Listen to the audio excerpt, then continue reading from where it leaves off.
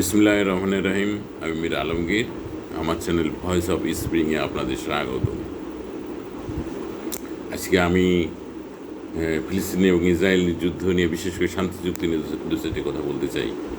দেখুন, গত বছর অক্টোবরে ফিলিস্তিন এবং ইসরায়েল যুদ্ধ শুরু হওয়ার পর থেকে কাতারের মধ্যস্থতা এবং মার্কিন যুক্তরাষ্ট্রের মধ্যস্থতায় একটা শান্তি চুক্তি হওয়ার কথা ছিল। বেশ কয়েকবার শান্তি চুক্তি অগ্রগতি দ্বারপ্রান্তে হওয়ার পরে ইসরায়েলের একগুহামির কারণে শান্তি চুক্তিটি বাস্তবায়িত হয়নি। তখন ইসরায়েল মনে করেছিল যে এইভাবে আমরা ফিলিস্তিনের উপর আক্রমণ করে আরও ফিলিস্তিনের অনেক এলাকা দখল করে নেব, যার ফলে তারা শান্তি চুক্তির মতজ্ঞ পৌঁছানোর পরেও তারা একগুহামি করে বৈঠক বাতিল করে চলে গেছেন। কিন্তু আজকে গত 1 অক্টোবর ইরান কর্তৃক ভয়াবহ বিমান হামলা, ক্ষেপণাস্ত্র হামলা চালানোর পর আজকে ফিলিস্তিনি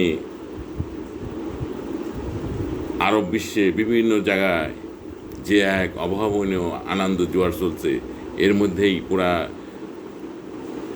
ফিলিস্তিনের পক্ষে সারা আরব রাষ্ট্রগুলো এক হয়ে, বিশেষ করে ইরানের সমর্থনে হিজবুল্লাহ, মুসলিম রেজিস্ট্যান্স ফ্রন্ট, সিরিয়া সমর্থিত এবং বহু অত্র অঞ্চলে বহু গেরিলা গোষ্ঠী চতুর্মুখী হামলার আজকে ইসরায়েল বুঝতে পারছে যে তাদের অবস্থা ভালো নয় এবং আরব বিশ্বের ঘুমন্ত সিংহ বলা হয় মিশরকে।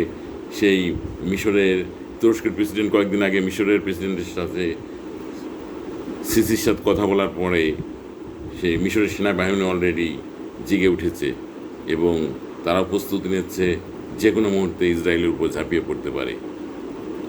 যার ফলে আজকে চতুর্মুখী আক্রমণের মুখে ইসরায়েলি শাসক গোষ্ঠী বুঝতে পারছে তাদের মূল শক্তি, আজকে রাষ্ট্রের ভিত্তি নড়ে গেছে, তাদের আর টিকে থাকা সম্ভব নয়।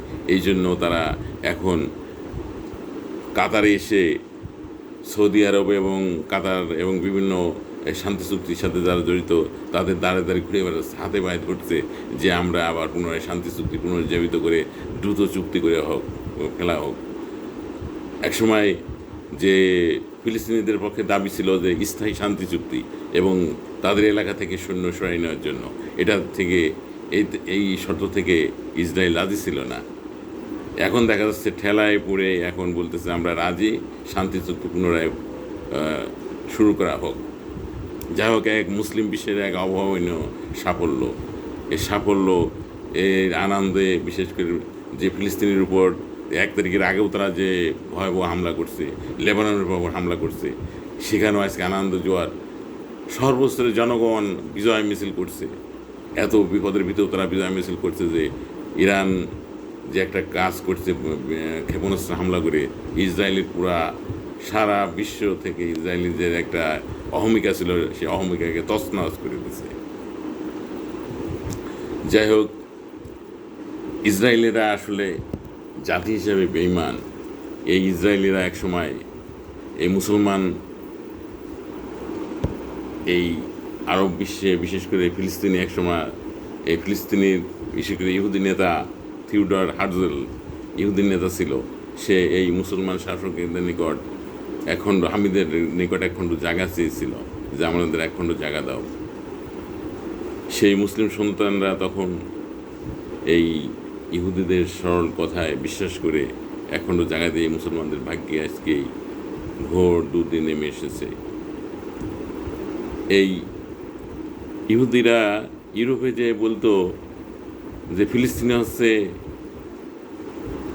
ল্যান্ড উইদাউট পিপল, অর্থাৎ মানুষবিহীন একটা জমি এলাকা। আরও বলতো যে তারা হলো বেদুইন, কিছু কিছু লোক আছে তারা বেদুইন। আসলে অসত্য কথা, মিথ্যা কথা।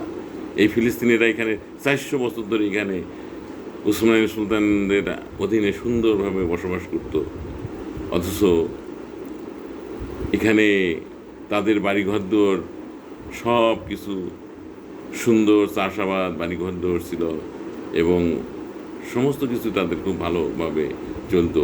বিশেষ করে ভূমি ছিল খুব উর্বর।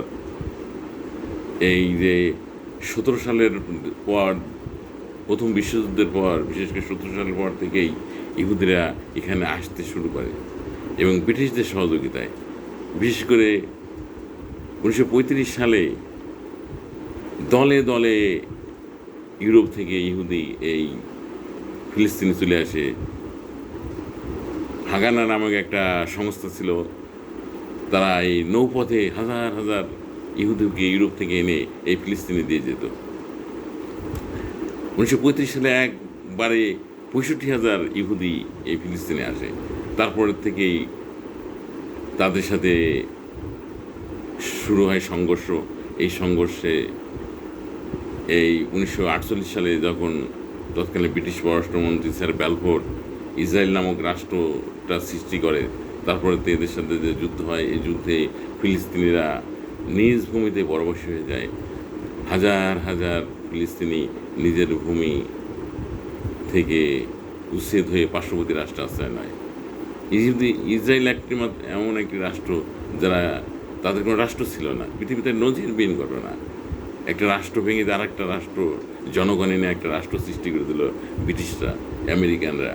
এই যে আমেরিকা আজকে যে বড় বড় কথা বলে, এই আমেরিকানরা একসময় কিন্তু এই 17 সালের পরে যখন ইহুদিরা এখানে এসেছিল, এসে এখানে বিশেষ করে একটা সমস্যা তারা দেখাতেছিল আবহাওয়াগত। কারণ ম্যাক্সিমাম ইহুদি তখন এসেছিল ইউরোপ থেকে।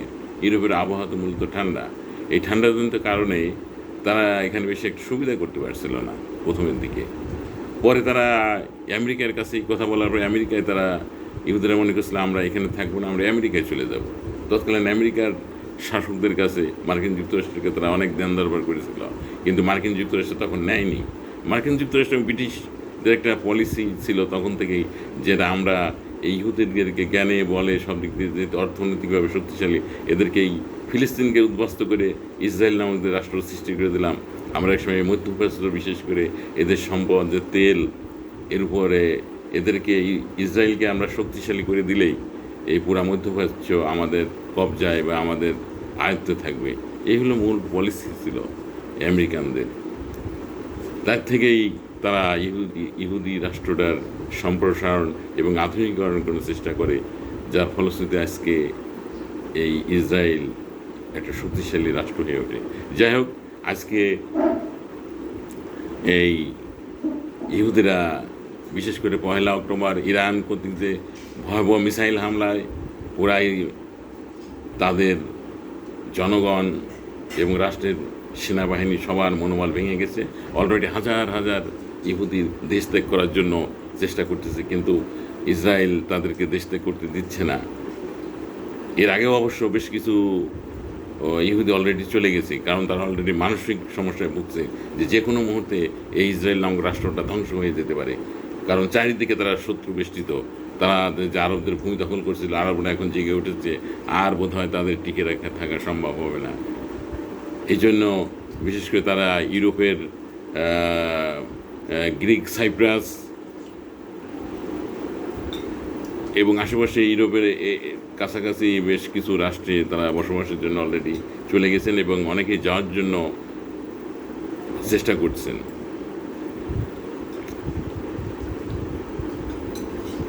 আজকে এই পর্যন্তই।